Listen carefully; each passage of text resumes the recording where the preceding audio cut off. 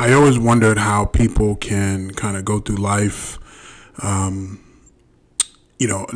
around different, not being around different people, having to live a life around the same people that look like them, do the same things that they do, live the same lifestyle, etc. And it's not like anything is wrong with that per se, but, I do feel like that kind of limits you in life.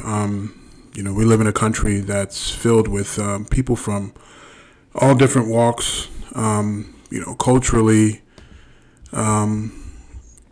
language, how we look, all those different things. And, if you don't, establish those relationships with people that are different from you, there's really no real way for you to truly understand someone. Pop culture to some degree, when you look at, like me growing up in the 90s, pop culture became a big thing, whether if it's music or movies, TV, that kind of stuff. It gives you a little perspective on who people are, but it's definitely not, the reality of, how an Hispanic person may live or think, how they eat. Same thing for, say, someone that's black or Asian, whatever else. In life, man, perspective is everything. And I feel like if you don't have it, you're very limited in the type of opinions and ideals that you'll have, because you've not put yourself in a position to learn and understand others. So this week in the news, it's been pretty interesting. We're in February, Black History Month, and ironically, we're dealing with we're dealing with two, I think, important things that I think they come together. I think very different in its impacts, very, very different in terms of the environment that they're set in. One is in athletics, the other one is within our judicial system with the Supreme Court. But I feel like they're very, they're two concerns that I think have the same issue right now. That's put us at a challenge with respect to society.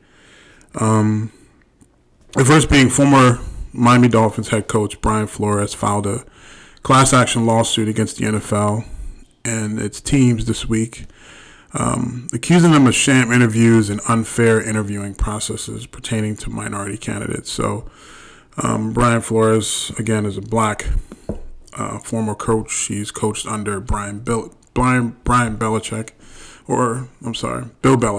I'm a Ravens fan, so I have Brian Billick in my head, but Bill Belichick at the New England Patriots. Bill Belichick is considered one of the, or if not the greatest NFL head coach of all time.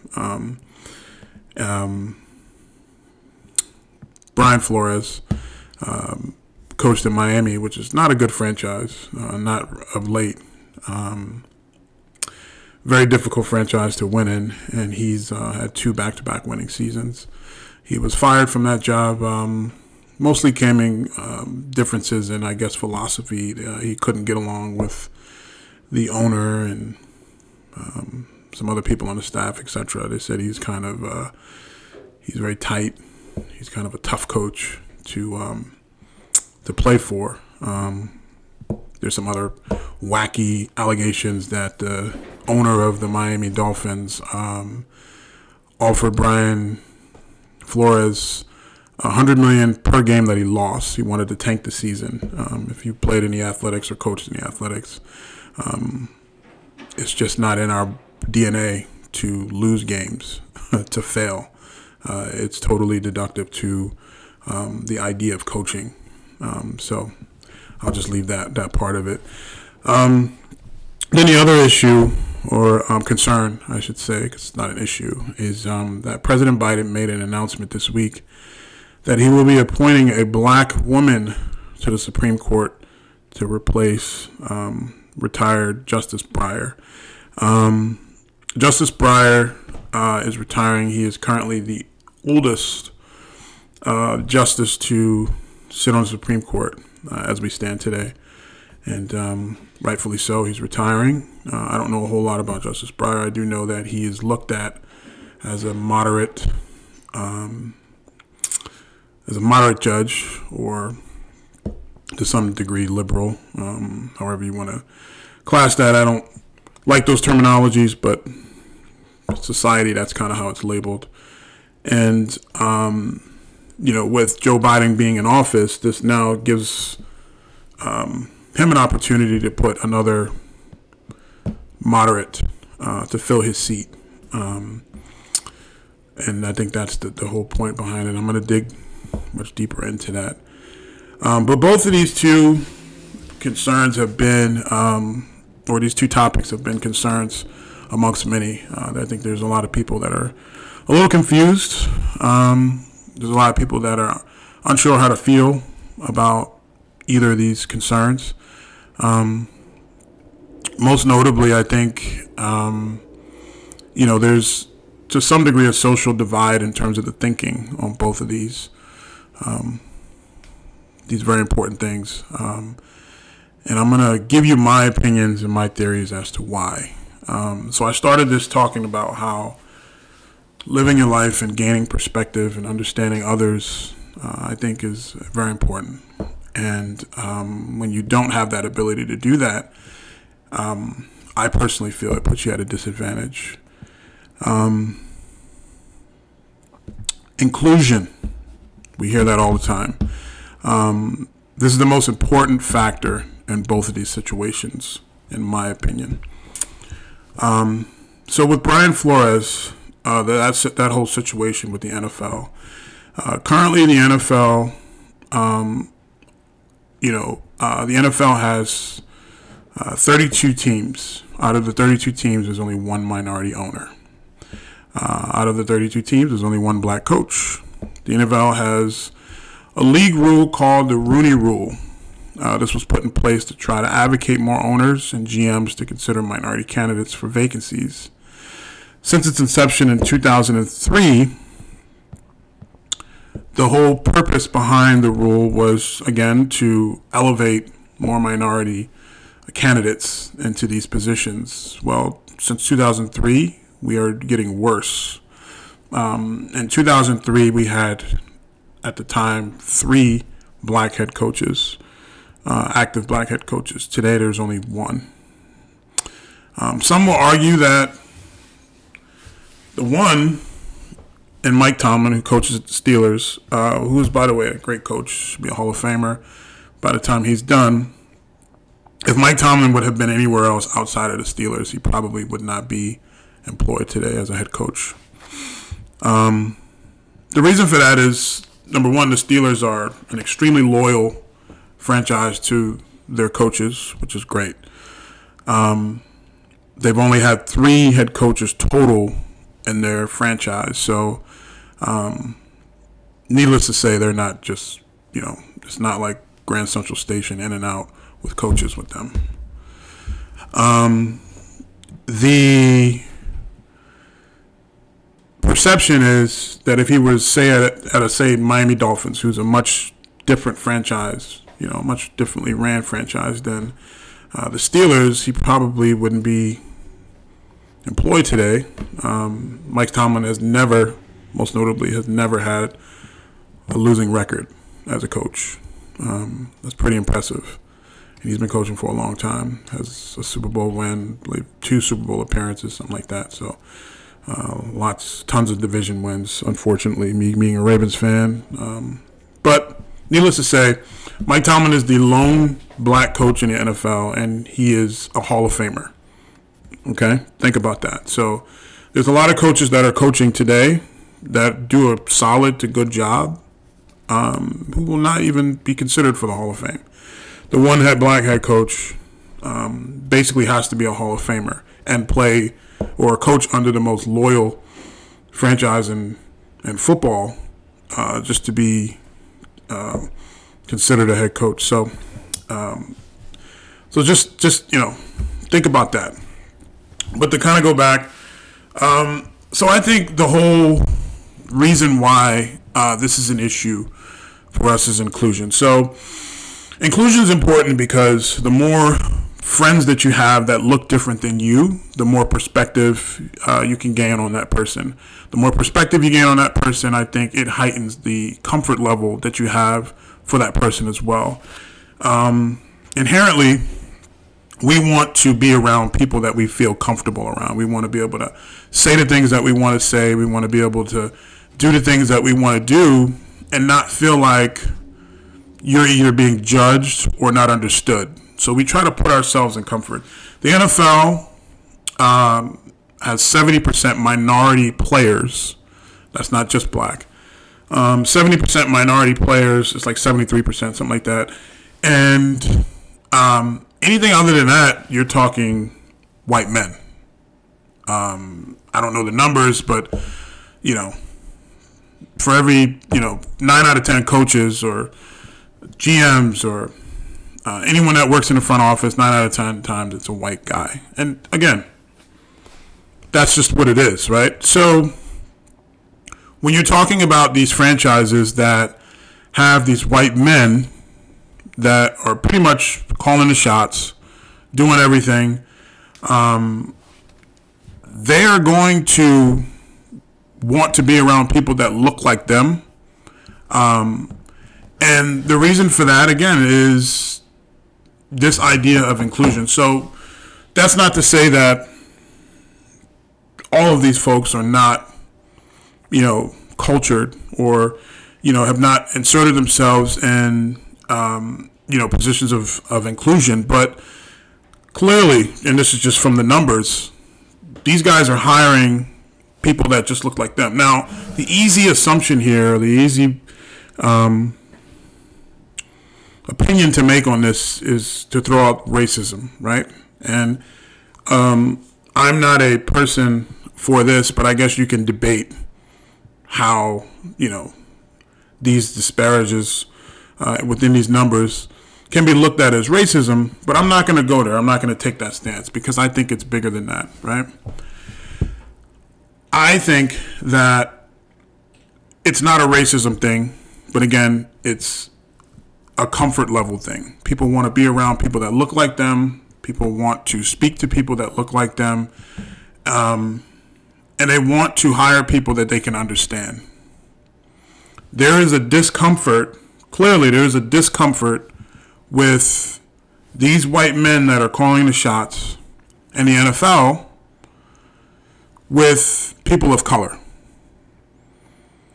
What that's called is implicit bias. There is there's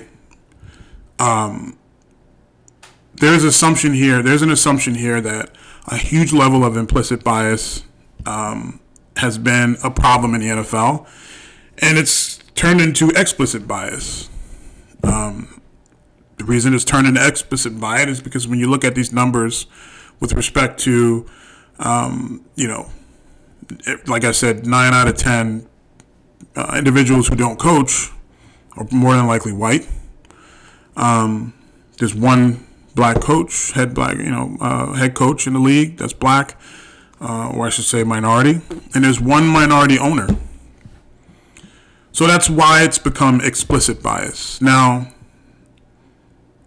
again, I'm not going to lay this all on the foundation of racism, but there is a race concern. There's a culture concern. There is an inclusion concern. There is concerns to diversity. Some people say the answer is NFL ownership. There needs to be more minority owners in the league, and that's, you change it from the top, then it'll trickle down. I'm like 50-50 on that one. Ownership can be empowering and can even strike change in the trajectory and hiring and practices, however. However, again, I don't feel that this is something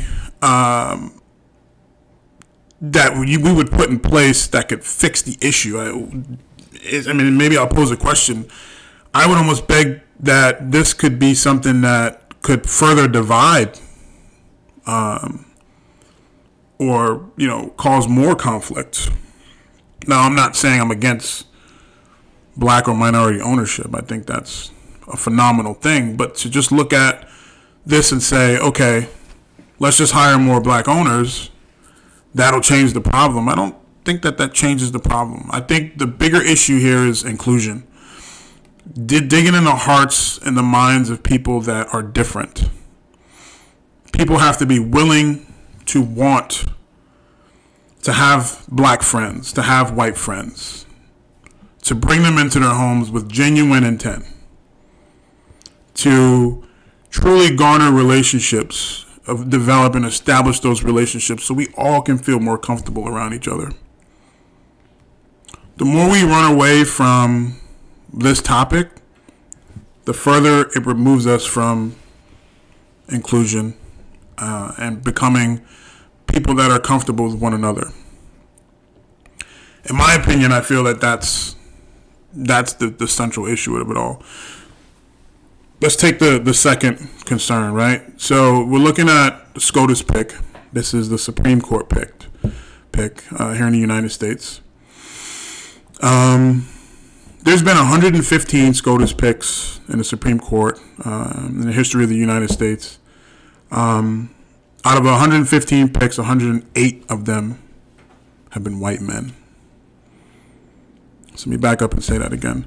So there has been 115 SCOTUS picks in the Supreme Court in the United States. Out of the 115 picks, 108 of them are white men. That's a 94% rate of white men on the Supreme Court. Okay. I'll leave that right there for now. What that has become, or what that's created, is this racial and gender composition in the Supreme Court that's just been accepted by our country. We've just assumed that putting a white man in power to represent all of Americans is the norm. That's just what we're supposed to do. Trying to think of how to approach this. I think Biden's point, okay, and I'm gonna just put this out there. I think Biden's point behind wanting to specifically put a black woman on the Supreme Court is, number one, it's never happened before. Okay, so I think breaking barriers in that sense, I think it's a great thing. It's historic. We'll remember this for a long time, just like Kamala Harris becoming the VP. Secondly, I think our court should be fair, balanced, and actually represent America. On its face, Biden's objective is to try to do that. Anyone with a good faith understanding of that, of why he would make the comment that he made, I'm going to appoint a black woman, their minds should instantly go, I think their minds should instantly go in that direction. Oh, he's trying to balance the court. He's trying to make the court look like America. He's trying to provide diversity, into a very important aspect of our democracy, and that's the Supreme Court.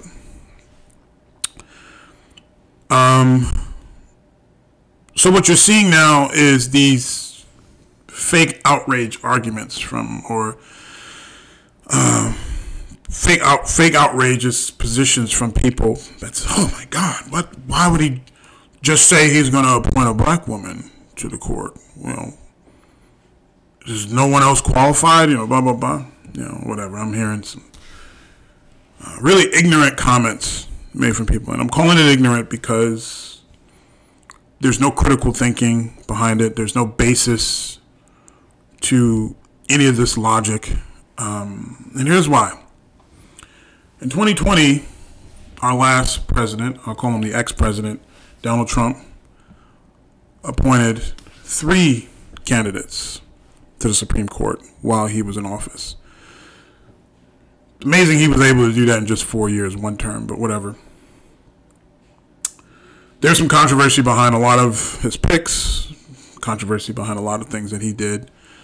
But most notably, only Amy Coney Barrett he appointed to the course. Before he appointed her, he came to the microphone and told America, I am going to appoint a woman. Full stop. I'm going to appoint a woman to the Supreme Court. We didn't have any problems with that.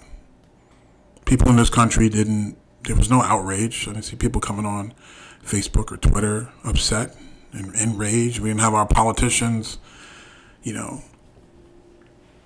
all upset, uncomfortable about it. So I'm going to appoint a woman. Why is it that, and maybe someone could explain this to me, what is the difference between someone saying I'm going to appoint a black woman and someone saying I'm going to appoint a woman? There are two very narrowed approaches in the positions that we're taking. Very specific on both. There's no difference. The only difference is one is just going to be a black person. Why are we uncomfortable about that? I'll get back into that. So some of the arguments that people have made, they said that we shouldn't focus on the race. It should be about the merits, blah, blah, blah. Okay. It should be about the merits. Number one, I don't know what makes 9 out of 10 Americans qualified to know what merits are required for a SCOTUS pick. All of a sudden we're members of the Senate or whatever. I don't even know. But one thing most of us can assume is whoever stands on the Supreme Court or sits on the Supreme Court, there's someone that has experience. There's someone that has litigated cases. They've worked in the courts, whether if it's on the federal level, your magistrate level, whatever it is, lower state level, whatever it is. We all assume that these folks have extensive experience to be sitting on a Supreme Court. They are like your seasoned judges. They've seen it all. It's important seats to be on. Merits, right? Well, before Amy Coney Barrett got to the Supreme Court, got appointed to the Supreme Court, she's never tried a case. In fact, she's never worked in a court. Furthermore, she had only been practicing law for 2 years prior to getting the seat in the Supreme Court. 2 years. No courtroom experience. Now, this isn't to totally discredit her. I don't know a whole lot about her, but apparently she has a great mind for the law and the Constitution and the foundations of this country through our democracy and how our republic should be represented and all those different things. Apparently she's a scholar, a legal scholar, which we have hundreds, thousands of people that are considered that. But if we're talking the merits, right? It should be about the merits. We didn't have a problem appointing her. And I would probably argue that if we're looking at the merits, she probably is the weakest on the court as we speak. So we have Joe Biden saying, I'm going to come out and appoint a black Supreme Court justice.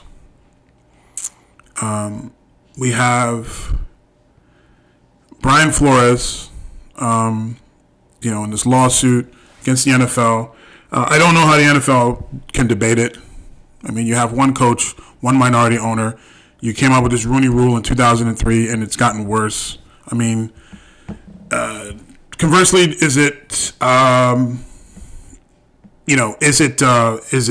just the NFL itself's problem? No, it has a lot to do with the ownership, teams, and then again, my opinion, my theory behind it all is just the lack of inclusion within the fibers of the NFL and the people that run it.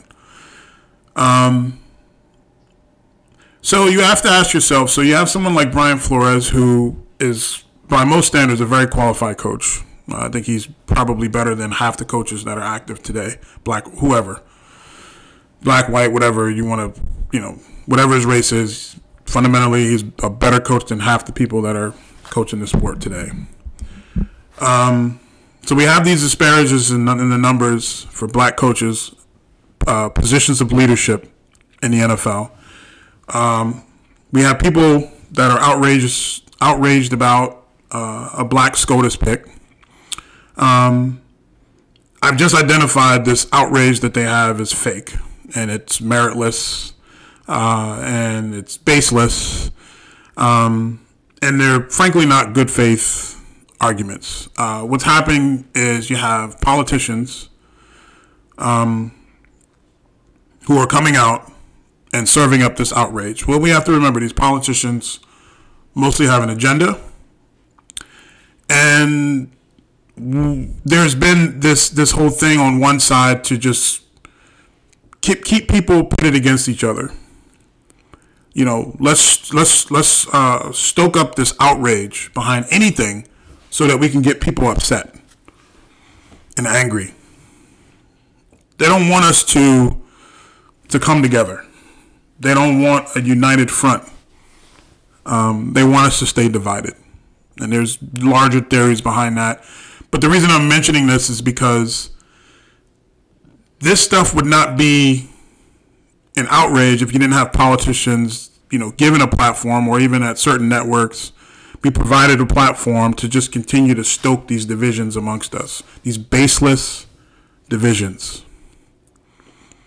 So I asked myself, any of the reasons that are given or that's presented, from people that are upset about Biden's announcement, and this whole thing about Brian Flores, you have to ask yourself, this country has an issue with people of color in leadership representing the country.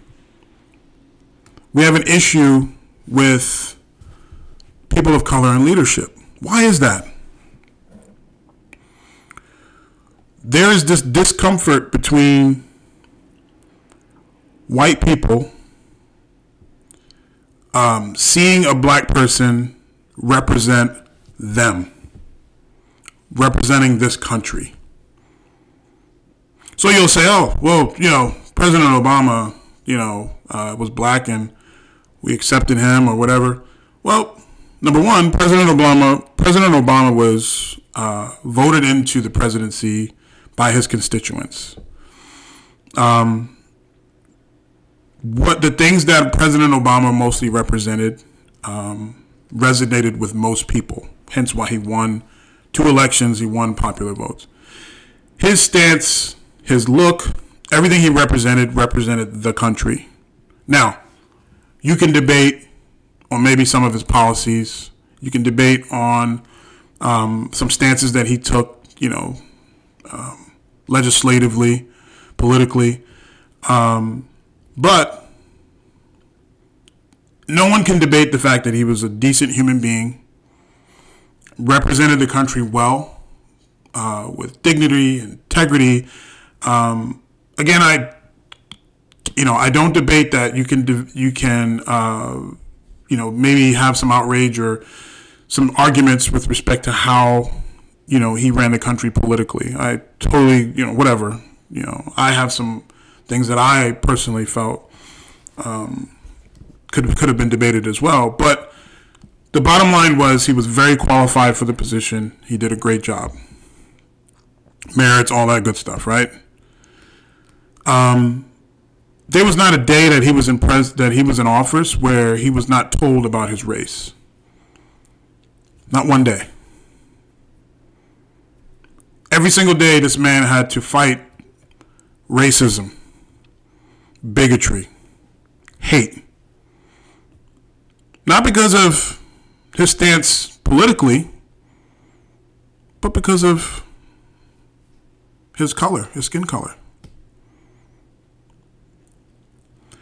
People went as far as even questioning whether or not if he was an American citizen. That's unprecedented. We've never questioned another president's birthplace. We've never had another president that's had to submit in public his birth certificate to show, I belong here. So fundamentally, you could say whatever you want. Oh, he was this and that, da, da, da. This man never had a day in 8 years of being a president where he did not have to fight racism and bigotry. So to put this all in a nutshell, Brian Flores is not employed today because he's a black man. He's a black man that is not understood by people that want to hire him, or they're in place to make the decisions on hiring, rather. They don't understand him. They don't feel comfortable with who he is. So the easy thing to do is to then hire someone that looks, eats, walks, thinks the way that you do, because that keeps you in a position of comfort. People are upset about the idea of a SCOTUS pick being a black woman. The reason they're upset about that is because they don't understand who this person could be. They don't understand how they think, eat, walk, breathe, how they think. So it's uncomfortable for the thought to having a black woman in a position of power representing them. That's the real outrage. The only fix to this, like I said, and this has been the central point of this whole video cast here, is inclusion. We have to figure out a way to start understanding each other better. We have to figure out a way to open up avenues to creating genuine friendships with people that look, eat, walk, think differently than we do. Every time we seat ourselves in comfort, all we're doing is pulling ourselves deeper in a hole of ignorance. I don't want to be around people all day that think like me, that look like me. I don't know. That doesn't improve me at all. I take pride in the fact that I have good friends that are white, good friends that are Hispanic, Asian, that I could pick up my phone and have a conversation with them. Speak explicitly about the things that they think, how they see life. Me calling another black person, asking them how they see life, how they think, how they eat, that doesn't tell me anything. Because more than likely, we're probably doing the same things. So, yes, it's comfortable for me to be around people that look like me, that eat like me, walk like me, come from where I come from. It's very comfortable. I don't have to think about anything. But does that make me better as a person? Does that improve me? Does that elevate my life at all? Diversity is the key. Inclusion is the key. Now you have some people, and I had somebody tell me this last week, said that diversity isn't always a good thing. I would love to know when it's not a good thing. This country is founded on diversity. We have people from Italy, came on boats, Ireland. We have people that come from South America, different countries over in South America, Asia, all the countries and different places we have in Asia that we have different people. What that brings is different culture, food, language, all those different things, life perceptions. America is diversity. When we try to make it something that it's not, that's when we run into these problems. And what it's not is this conservativeship that people are trying to hold on to as if it's the inception of this country when it's not. The foundations are built on diversity. That's not going to change. That's going to continue to evolve. So every day that you pull yourself away from people that don't look like you and people that don't think like you or people that aren't from where you're from, you're only further pulling yourself away from the things that can make you a better person. Making you a better person is understanding others, feeling comfort in others, garnering friendships with others. Brian Flores is not friends with the boys club in the NFL. Not because he's a bad person, not because he's a tough coach, not because he doesn't know how to coach, but because he doesn't look like them. It's implicit bias. Now, half these guys, again, I'm not going to say it's racism. And somebody could debate on the definitions of racism and how it could be seen as racism, but I think that's a cop-out to just say that it's racist. I think to really put some critical thinking to it, I think it's to understand the why. And really digging and peeling the layers back just comes down to the fact that it's, there's in this country, in the NFL, we lack inclusion. We lack people wanting to embrace diversity. That's why he's not coaching right now. That's why he's going through these interviews and seeing them as sham interviews. People are upset about the idea of a SCOTUS pick because that's different. We're used to 94% of, our Supreme Court justices being white men. So that's what we're comfortable with. There's no diversity in that. If we only have white men dictating the central arguments, the central foundations of how this country is represented, that's a false representation of America that no one seems to want to do anything about. Or I should say, better yet, the inception of our democracy doesn't allow us to aggressively do anything about it. This one move is monumental by Joe Biden. And I applaud him for taking the stance and saying, this is what we're doing. The 16 people that are upset about it are the minority.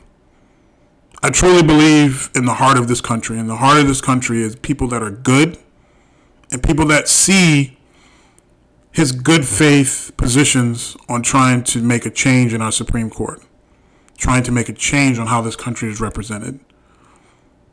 You keep listening to these news networks and pundits that are telling you to be mad and be upset and this is an outrage.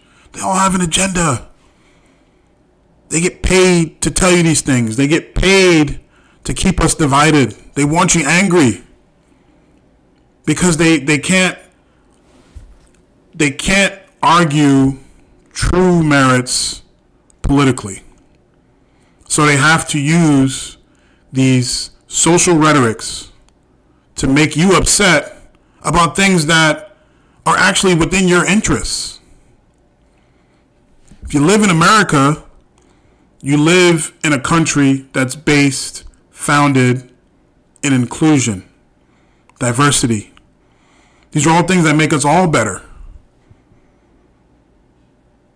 So when you have people telling you that this is a bad thing, and then you don't even really know why. It's just that they're telling you that.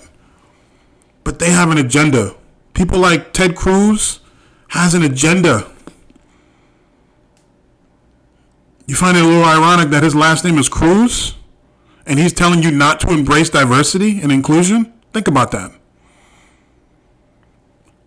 Ted Cruz is a very intelligent man.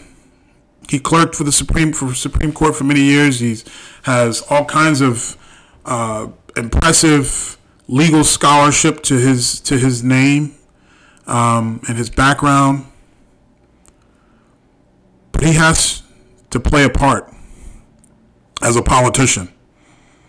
Some politicians decide to be those who stand up on integrity and morals and values and truly represent their constituents, all those good things. Ted Cruz doesn't give a shit about any of that.